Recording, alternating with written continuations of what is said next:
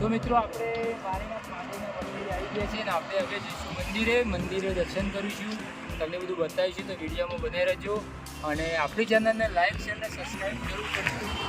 આજનો વિડીયો બહુ અદ્ભુત થવાનો છે અને વારીનાથનો અખાડો જોવાનો છે, નિરાંજની બાપુને દર્શન કરવાના છે. તો જય માતાજી મિત્રો, આપણે આવી ગયા છે તરફ ગામમાં અને વારીનાથ મહાદેવના મંદિરે અને આપણે હવે મંદિરમાં જઈને દર્શન કરીશું અને તમને પણ દર્શન કરાવીશું. તો વિડીયોમાં બન્યા રહેજો અને મહાદેવના દર્શન કરજો. જયરામગીરી બાપુ છે તો એમના પણ દર્શન કરાવીશું. તો વિડીયોમાં બન્યા રહો. તો ફાઇનલી આપણે વારીનાથ મહાદેવના મંદિરમાં આવી ગયા છીએ અને હવે આપણે જઈએ છીએ દર્શન કરવા. તો તમને પણ દર્શન કરાવીશું. ચલો મિત્રો, દર્શન કરવા. તો મિત્રો, તમે અત્યારે દર્શન કરી રહ્યા છો વારીનાથ મહાદેવના અને આ વારીનાથ મહાદેવનું શિવલિંગ આશરે 500 કિલોથી વધારે વજન ધરાવતું શિવલિંગ છે. અને આ મંદિરની ખાસિયત એવી છે કે આ મંદિર આશરે 1.45 લાખ ઘનફૂટ વિસ્તારમાં એનું નિર્માણ કરવામાં આવ્યું છે અને તેની ઊંચાઈ છે 101 ફૂટ અને આ મંદિરની પહોળાઈ છે 165 ફૂટ અને આ મંદિરની લંબાઈ છે 265 ફૂટ. તો મિત્રો, આ છે આપણા દત્તાત્રેય ભગવાન કે જે આપણે જુનાગઢ સ્પેશિયલ એમના ચરણોના દર્શન કરવા માટે જતા હોઈએ છીએ. તો અત્યારે સ્વયં પ્રતિમાનું નિર્માણ કર્યું છે શિવધામ વારીનાથ મહાદેવના મંદિરે. તો તમે દર્શન કરી રહ્યા છો દત્તાત્રેય ભગવાનના.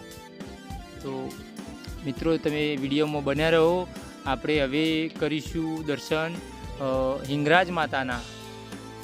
તો આ મંદિરનું નકશીકામ પણ એટલું મસ્ત કરેલું છે ને, ખરેખર એનું નકશી શિલાકામ બહુ જબરજસ્ત કરેલું છે. અને હવે આ છે હિંગરાજ માતા, જે પંડિતજી પૂજા કરે છે અને યુટ્યુબરો વ્લોગરો બધા વિડીયો બનાવતા હોય છે. અને જબરજસ્ત આ મંદિરનું કથા, એમનો ઇતિહાસ બહુ આધુનિક ઇતિહાસ છે, બહુ જૂનો ઇતિહાસ છે. તો આ પંડિતજી જે આપણે પાઠ પૂજા કરી રહ્યા છે ને આ હિંગરાજ માતાના દર્શન તમે કરો અને તમે ત્યાં વારીનાથ અચૂકથી જોવા જજો. વારીનાથ મંદિર એટલે બહુ વિશાળ મંદિર છે. અને મિત્રો, હવે વાત કરીએ તો આ ઝુમ્મર 400 કિલોથી વધારે વજન ધરાવતું ઝુમ્મર છે અને આ ઝુમ્મરમાં આશરે 2 લાખ જેટલા ક્વિન્ટલો અને હીરાનો ઉપયોગ કરવામાં આવ્યો છે. મિત્રો, તો અદ્ભુત કલા છે.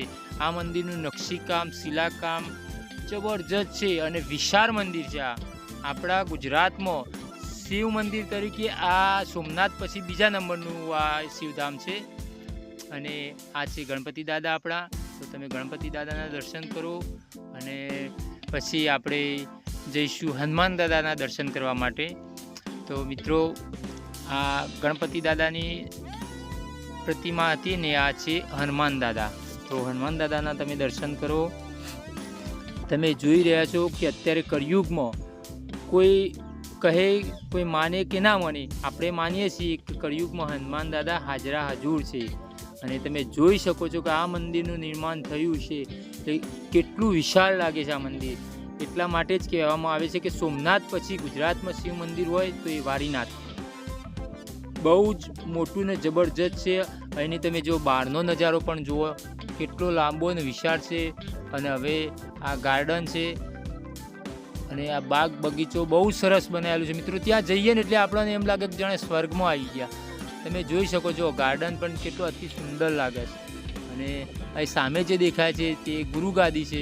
પછી તમને ત્યાં પણ બતાવીશું, ત્યાં પણ દર્શન કરાવીશું. પણ આ ત્યારે તમે મંદિરના દર્શન કરી લો અને મંદિર જોશો ને ખાલી એકવાર તમે, એટલે તમને એમ થશે કે આપણે ફરીથી વારીનાથમાં આવવું જરૂર છે. અને આ છે આપણો પાછળનો ભાગ ને ધજાદન જેના દર્શન કરો છો તમે.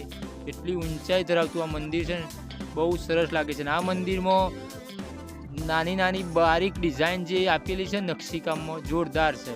એટલે તમે આવો તો ફરીને આ બધું જોજો, ખાલી દર્શન કરીને જતા ના રહે. મંદિર પણ જોજો, એનું શિલાકામ જોજો, નકશીકામ જોજો. બહુ સરસ કામ કરેલું છે આ મંદિરનું. અને એટલી મોટી વિશાળ જગ્યામાં મંદિર બનાવેલું છે ને, ખરેખર જોયા જેવું છે. તો તમે ધજાનો પણ દર્શન કરો છો. તો મિત્રો, મારી યુટ્યુબ ચેનલમાં તમે નવા આવ્યા હોય તો મારી ચેનલને સબસ્ક્રાઈબ કરી દેજો. અને આ જો હાથીનું નકશીકામ કરેલું છે, ઉપર ઘોડાનું નકશીકામ કરેલું છે, એટલે બહુ સરસ કલા દર્શાવી છે આ કારીગરોએ. અને વિશાળ એની નાની શિલારેખાઓ કરેલ છે. આ આપણા જે પરમ પૂજ્ય બળદેવગીરી ગુરુ મહારાજ છે આ, અને એમની પ્રતિમાના દર્શન કરો. આ સમાધિ સ્થાન છે મિત્રો, તમે દર્શન કરી લો. તમે મિત્રો જોઈ રહ્યા છો આ બળદેવગીરી મહારાજની પ્રતિમા છે અને ત્યાં આગળ તેમની સમાધિ આપી હતી. પહેલાં આપણા જે બળદેવગીરી મહારાજ ત્યાં અખાડો એમના તરીકે ઓળખાતો હતો, અને અત્યારે આપણા જયરામગીરી મહારાજ આવી ગયા છે ત્યાં.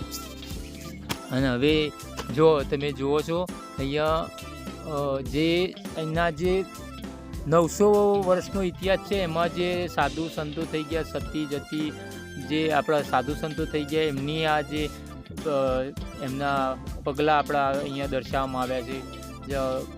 આ જે સતી માતા છે, જે શંકર ભગવાનને માનતા, જે બહુ જ તે સતી થઈ ગયા હોય, જેમનું સત હોય એને સતી કહેવાય, એવા આપણા સતી માતા, આ ગુરુ મહારાજો, જે મોટા સાધુ સંતો થઈ ગયા, એમના અહીંયા દર્શાવવામાં આવ્યા છે.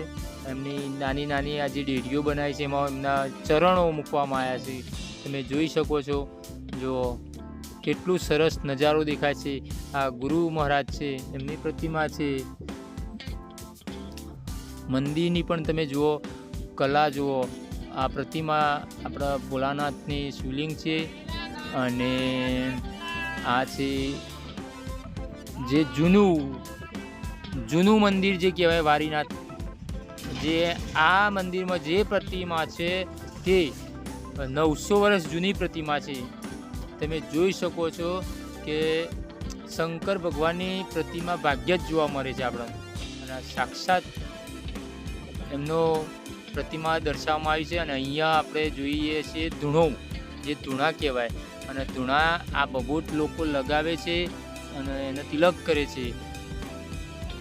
સાધુ સંતો મહંતો અહીંયા જે ધૂણાનું મહત્ત્વ છે. અને તમે જોઈ શકો છો કે લોકો તે ધૂણાની ભભૂતથી તિલક કરે છે.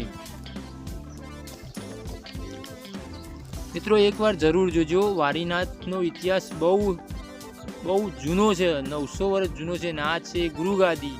અત્યારે આપણા ગુરુગાદીમાં શિરામણી સંત શ્રી જયરામગીરી મહારાજ બિરાજમાન હોય છે, પણ આજે હાજર નહોતા. ને જોયો ખાલી મંદિરનો નજારો જુઓ તમે, કેટલું સરસ લાગે છે. વિશાળ અને બહુ સુંદર સૌંદર્ય દેખાય છે. મંદિર એટલું સરસ છે. એ જગ્યા પણ ત્યાં આપણે જઈએ ને એટલે એમ થાય કે આપણે અહીંયા થોડું રોકાઈ જઈએ, એટલો સરસ અનુભવ થાય છે. તો તમે એકવાર જરૂર જોજો મિત્રો. હવે આપણે જઈશું વારીનાથના જે ભોજનાલયમાં અને પ્રસાદ લઈ અને આપણા વિડીયોનો અહીંયા અંત કરીશું. અહીંયા અન્નક્ષેત્ર પણ ચાલુ હશે મિત્રો. તો જય માતાજી. વિડીયો ગમ્યો હોય તો લાઈક, શેર અને સબસ્ક્રાઈબ કરી દેજો.